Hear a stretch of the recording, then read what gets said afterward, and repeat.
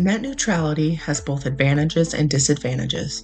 I do think that the government should somewhat control the internet, similar to how they regulate utilities. An article from the Journal of Information and Ethics states that in the UK and much of Europe, net neutrality laws remain in place, putting the internet in the same category as public utilities. This map from the Free Internet Project shows that a large portion of industrialized nations with access to the internet are regulating in exactly this manner. European countries and Canada, among others, are the leading example for true internet freedoms, or net neutrality. While there are many reasons to support this perspective, the most important, in my opinion, is protecting equal access to such a vital resource. As technology advances, it's impossible to function without the internet. That is the world we live in today in our country. It's an essential tool for seeking a job and paying bills. You'd be hard-pressed to find an organization that will even accept a paper application or resume, let alone hire an individual in this manner. Therefore, we can see that fairness in accessibility, equal access, privacy, security, freedom, and democracy are deeper and more overarching ethical issues that we must examine in context. And that's from that same article from the Journal of Information Ethics. When an American citizen seeks public assistance, the internet is listed among the essential utilities such as electricity and water. There are programs in place to ensure that low-income students have access for their success. T-Mobile and the Washington State Department of Children, Youth, and Families being just two sources of this sort of assistance. If it is that essential, everyone deserves to have access. As net neutrality continues to be discussed, its impact on healthcare would be highly influential. The concern that has been raised among the healthcare community is that not moving towards net neutrality could add more healthcare costs on top of an already overburdened market. I'm sure that we can all agree that health and healthcare data should not be subjected to paid prioritization or discrimination and should not be encumbered from movement. And Thomas Martin argues as such in an editorial from the Department of Health Services from 2018. This has become even more essential in the last year. Another argument for net neutrality is a history of greedy corporations, placing real people in compromising or even deadly situations because they limit data during natural disasters. The Los Angeles Times reported that in the 2018 Mendocino Complex wildfire, Verizon had throttled its data flow virtually down to zero, cutting off communications for firefighters in the field.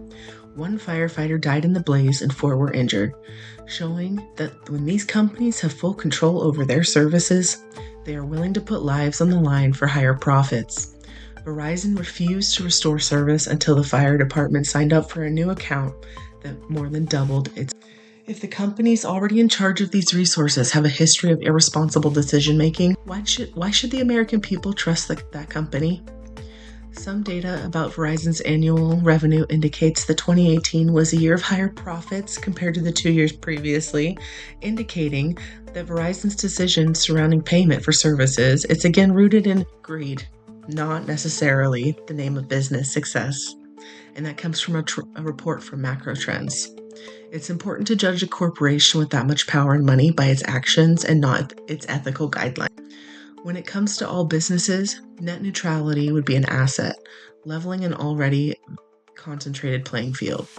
While it the high profits for some large companies, it will ensure the average person has just as much access as the mega rich. The definition of net neutrality is everyone has equal access to the internet, from our Business-Driven Technologies book by Balzan. Furthermore, this core principle of an open internet means simply that internet service providers can't discriminate among content providers trying to reach your home or business online. They can't block websites or services or degrade their signal, slow their traffic, or conversely provide a better traffic lane for some rather than others. That's from that same Los Angeles Times article that describes Verizon's misconduct during the Mendocino Complex fire. Small business owners rely upon services that, if they were broken down into individual fees, would become a financial burden and a potential barrier. The business-to-business and business-to-consumer model of buying and selling is the most direct way of providing a product or service, from our Business-Driven Technologies book by Balzan. Net neutrality ensures that this direct business can continue.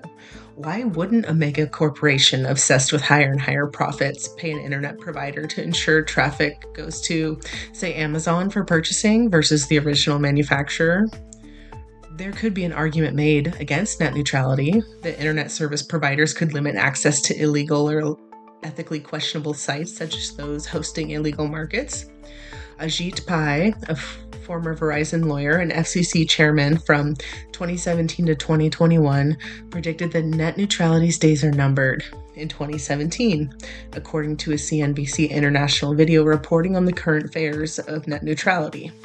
However, the FCC has since changed their tune when it comes to internet regulations. It seems like it would be more beneficial to have net neutrality than to put the power into the hands of business owners that have conflicts of interest. While net neutrality can be beneficial, individual website owners may need to have some more specific protections around what they will and will not allow. While the service provider has a duty to supply the internet, the website would probably have a separate set of regulations. And with more and more websites on the cloud instead of an in-house server, this could make for unclear lines of jurisdiction. This is why it's such a complex issue. The latest changes indicated that the FCC agrees that net neutrality is the way forward, ensuring that internet providers must treat all web traffic equally. They cannot ban or slow particular websites. That's according to a summary report by CBS News in 2020.